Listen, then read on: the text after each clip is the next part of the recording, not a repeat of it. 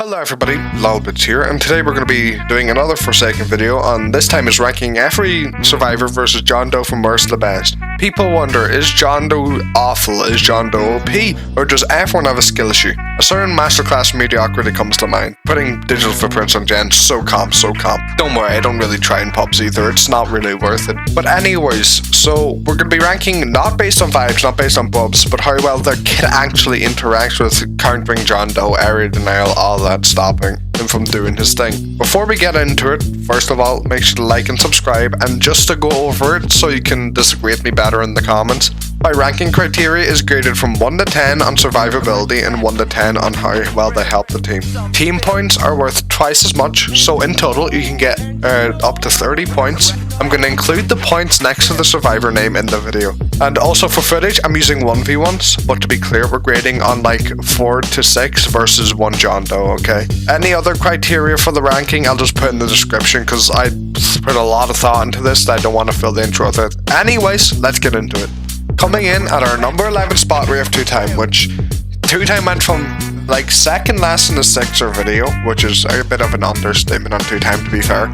And then we had number 1 in those fracture video, now we're back to being dead last, right? So let me talk about this. Twotime's main issue right now is they have very low self-survivability, and they don't have that great of a stun for being sneaky despite being the stealth sentinel. First of all, you can't stun for yourself unless you abuse a very high ping, as you can just predict it very easily and not engage with the stun. You can corner stab a bit, but like the higher the skill goes, the less effective Twotime gets. As it is, Twotime needs a buff on crouch. The other way to survivability yourself, like keep yourself alive, is the dash stab for distance, which eats your stun and has a 45 second effective cooldown. If you try to stab on spikes or anything, John Doe can just turn around and luck you. Overall, it's very hard to play Twotime against John Doe and get real value compared to everyone else on the list. Moving on into number 10, we have N7, also known as 007 N7. Survivability is actually one of the highest out of the John Doe picks, but our issues start to come in with how well he can help the team. The only real thing 007 N7 can do for the team is he can throw a clone to destroy footprints, which you should only do at the start of the game, by the way, because if you do it any later in the game, you're most likely going to get your teammate absolutely murdered because of 10 seconds of speed. Besides from that, the only other thing he can do to help the team is to try clone and tank hits for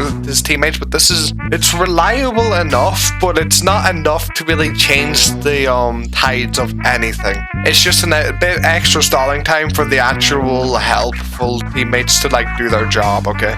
But talking about himself, teleporting is not the best here, but it's also not the worst. But the main thing is clone parrying for yourself is absolutely amazing. He can either clone parry normally, which John Doe's M1's very reactable, so it's not going to be that hard, or he can just sit inside his clone and it can be, if you play well enough, or not just sit inside your clone, but even if you miss the clone parry, if you play well enough, there's nothing that John Doe can do besides stall out that extra 8 seconds, which also allows your teammates to get there to help you if you end up in that state. So overall, good survivability, but not that great at helping your team. Moving into number 9, we have our next high survivability, low team support character. We have Noob, which is, this one has actually less team support than 007 and 7. What can Noob do to help the team? First of all, Noob can take digital footprints with slate skin, and you can slate skin to sandbag, but it's a lot harder to do and less effective than clone sandbagging. But where 007 and 7 falls below Noob, in my opinion, is that Noob has Bloxy, which is a lot more effective at getting you away from John Doe and stalling time compared to just cloning. You get basically a completely free Bloxy anytime John Doe spikes, and considering the fact that like there's nothing John Doe can do when you Bloxy, meaning you basically like get at least 30 seconds of stall time out of it, more likely more, you can just cycle Bloxy like that. You have Ghost Burger, that's pretty useful. You're not tying your help yourself move into your undetectable. Though again, they're all on higher cooldowns compared to N7, so it kind of counteracts, but I think the higher survivability pushes Noob above N7, even though like the team helpfulness is slightly lower. Moving into number 8, we have Veronica, which this is one's going to be a bit of a shocker, but I don't think her survivability really matches Noob. Now, she helps the team a lot better than the other survivalists, but her survivability just doesn't get up to them either, so that means she's still down in their realm. the issue is spray has too many spots spread out. First of all, if you get tunneled at the start of the game, you probably got one spray up, which is not enough to keep you alive for that long compared to Noob, who can just block cola whenever you want. Second, your positioning for spray is you have to position well to get your spray off, which means a lot of the clips that you'll see of Veronica jumping over spikes, that's going to happen when you get spike trapped unless you place your spray in like a corner. But like at that point, what was the reason of placing a spray in a dead zone, you know? So the part where she does get above them, or I guess ties with them, is where she can bump. A bump is much more helpful than clone body blocking or slate skinning or taking a puddle. Spray is absolutely amazing because of John Doe's run speed, but overall she still ends up at number 8. This brings us into our number 7 spot, which is guess 1 through 37. This would be an all-rounder pick. Decent survivability, well, good survivability, and good team support potential. Let's go into team support first. First of all, you can charge, which isn't as great as bumper, but like it still gives distance, and considering it's John Doe, any distance means a lot because of his run speed. Now, more focusing on the main part, which is Guest has a lot of mind games he can do with block if he runs alongside the chased survivor. That allows him to bait that he's going to run in. Now, John Doe obviously has a lot of mind games too, but overall it slows John Doe's killing potential, and if Guest gets a block off, that basically means he can just stun the next corrupt energy as long as there's a Ducakar. Now yes, stunning corrupt energy is good, assuming you don't have any more than 2 sentinels, which you should not have any more than 2 sentinels, it's redundant at that point. Anyways, when you stun corrupt energy, Ducakar just zaps, and that's all that would have been done, just gone. No trap being done, and the fact that you get zapped, it's slowness 2, that just completely undersells on anything unstoppable can do. And it allows the chase survivor to get distance, just everything all in one. But that brings us into the issues of John Doe versus Guest.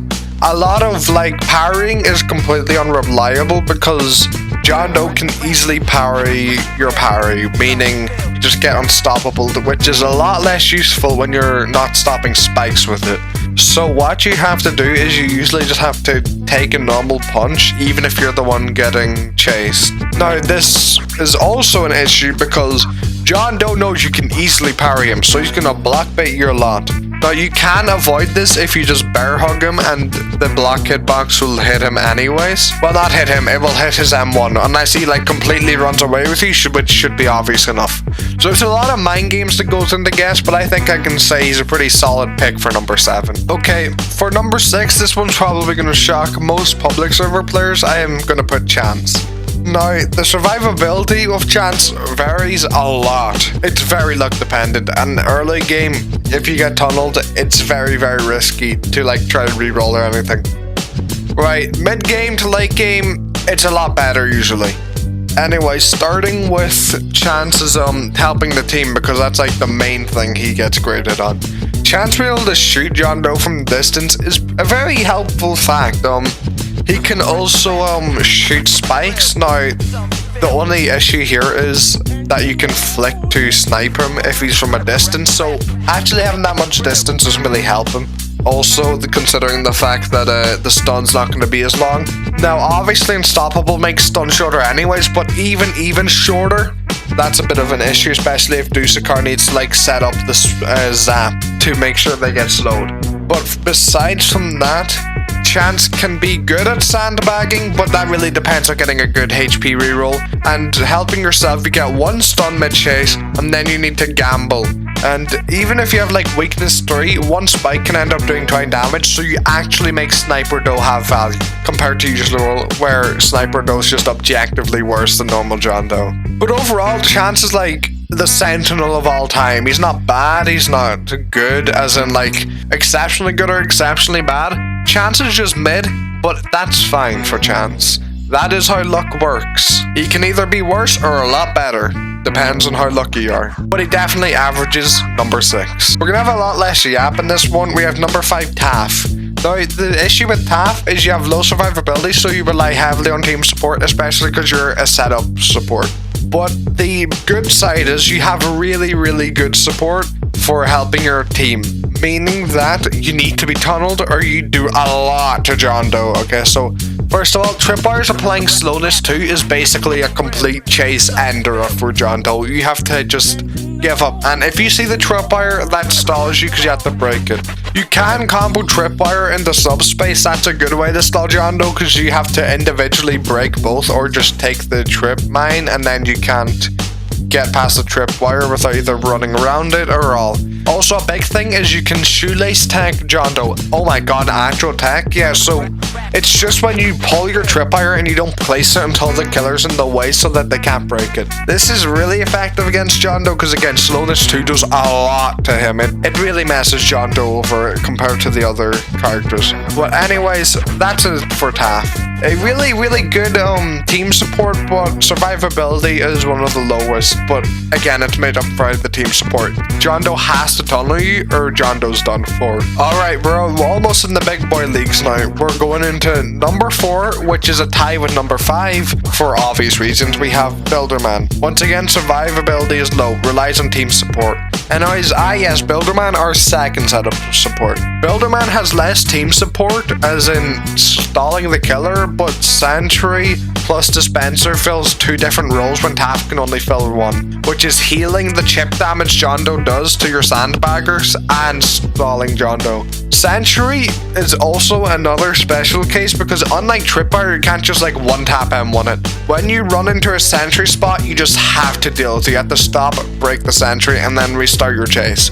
So it's a guaranteed stall compared to like having a tripwire, which you can just break in one hit. Alright, so we also have our dispenser in the corner of the map, allowing like Noob and N7 to heal up after tanking an M1 for someone after using their abilities, which allows a lot more sandbagging go around after or overall, and also allows your sentinel to break away from the chase to heal while they're on cooldown. Just all of that. Overall, the team's HP is just much healthier while Builderman is there, but again, low survivability for himself, and also less stalling potential than Taph. But overall, number 4. Alright, moving into our top 3 where we get the really big boys, we're going with first Shedletsky, which is a very high survivability and a very good team support rolled into one. Right, so this is like the strong all-rounder going into John Doe. Slash can stun corrupt energy reliably compared to like Guest where you need to get a block first. And Ducakar can of course then zap, you know, all of that. You can also body block very well or sandbag due to the fact you have 180 HP without any outside healing. You just go in, you sandbag 2 hits, and then you can run away in chicken. If you're the one being chased, outside of, you know, having stunned for teammates, you can stun for yourself, it's not that hard. Now, John Doe can parry your stun, so it's not amazing, but at least you know when you throw it out, you can like hit it instead of needing to first get your block off with like Guest and then hit a parry. So even if you're gonna get parried, it's still more reliable. Also, if John Doe decides to chase you, he has to keep chasing you, or you're gonna get a chicken off. You can also get chicken off if he spikes you, and it's not an optimal spike, so John Doe always has to be thinking about when he should spike, and if he decides to spike when he shouldn't, it's over. There's just a lot of stuff that goes into Shedletsky versus John Doe that makes Shedletsky definitely the best sentinel. Just, again, free stuns, a reliable stun that can't fail you, high survivability, 180 effective HP. What else could you want in a sentinel? You don't even need to rely on luck like chance to get your HP up. Like, it just all is in one. Alright, for our number 2 spot, we have Ducakar, which, to be clear, Ducakar has medium survivability, but this is compensated by literally unmatched support. Plasma Beam plus spawn protection is like I can't describe how good of a counter it is to John Doe. First, going over Plasma Beam, as we've been talked about for like every sentinel in this video, Sentinel stuns corrupt energy, your teammate gets out of dodge, Ducakar zaps just as the stun ends, and the unstoppable is just completely nullified. It did nothing. You can also plasma beam your teammates mid-chase, and that typically, unless they're playing really bad, that gets them enough distance to survive a bit longer. And also, if you hit John Doe with it, which you shouldn't try to do a lot because it's very hard to hit both at once, since John Doe's obviously going to try dodge, but there's still the pressure there, so you like waste a tiny bit of distance trying to get out of the way. Then you have spawn protection. Spawn protection is your secondary tool, let's say. First of all, Sniper Doe, it's not the best playstyle, but like at the last minute of the game, if everyone's low and John Doe has to try like get a kill off fast, well not everyone, but like your teammate, if he goes to snipe, you spawn protect, spikes do like no damage, completely nullified. If your teammate gets trapped and you don't have plasma beam or anything, there's sentinel and stun, you can spawn protect, and what goes from like basically one tap, that's like 25 damage for the entire trap. Like, it's really useful. Also, if this is like less advisable, but if your teammate's getting chased and you don't want to use plasma or you don't have it, you can spawn protect, have them tank hit with spawn protection so that they get like the on-hit speed boost without taking a full damage hit often. So a lot of stuff that goes into John Doe versus Ducakar. But overall, Ducakar has medium survivability. You can plasma beam for yourself, obviously not spawn protection. But as I was saying, best support or best supportive role against John Doe by far, but the survivability is only like medium. Overall, very good. Just gonna warn you, it's gonna be a stream of consciousness, not as refined, because I feel like that's the best way to get like everything across in like the severe way that it is. All right. So number one, you already know it. It's Elliot. Let's talk about Elliot. First of all, before I go into John Doe, Elliot is such a big issue on the balance of Forsaken. It's not even close. I think Elliot is leagues better than every other survivor on average in matchups. Let's talk about this. Elliot's survivability, leagues above the other supports.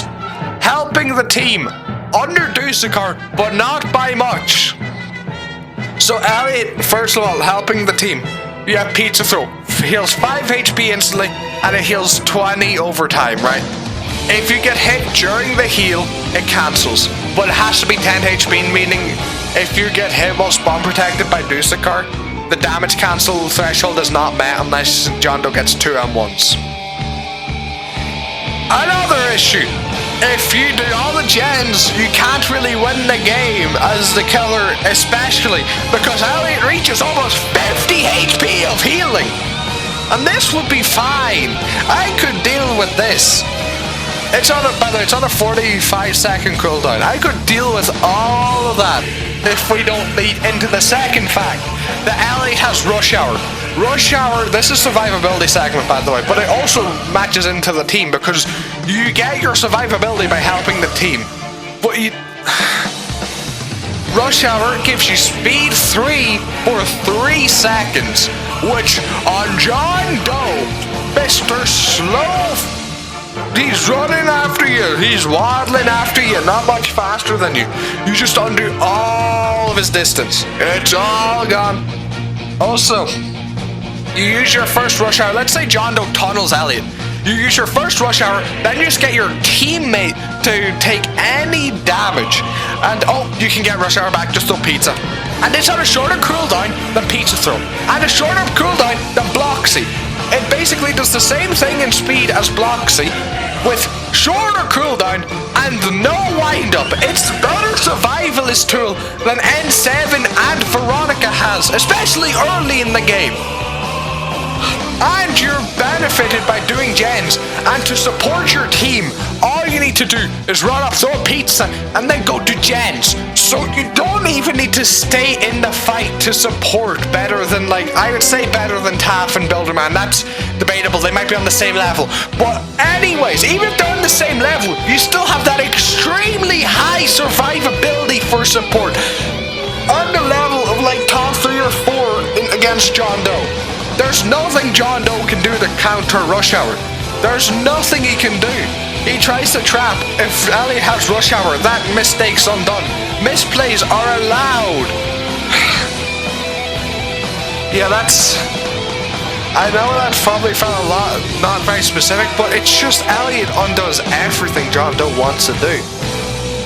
Like, you have to gravely walk into a digital footprint for it not to be undone.